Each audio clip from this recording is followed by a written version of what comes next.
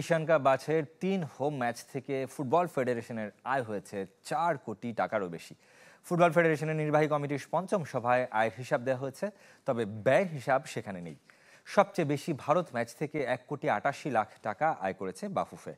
Singapore match থেকে এসেছে 1,15,00,000 টাকা, আর হংকং ম্যাচ থেকে 1,02,07,000 টাকা। 22 এজেন্ডার সভা অবশ্য দীর্ঘস্থায়ী হয়নি, দুপুরে শুরু হয়ে শেষ হয়ে যায় সন্ধ্যায়।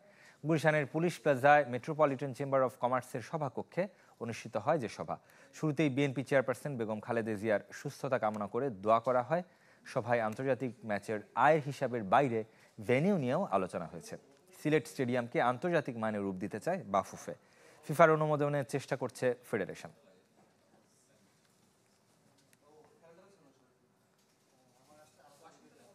কি বুঝলেন ভাই? অনলি যেটাই চাই।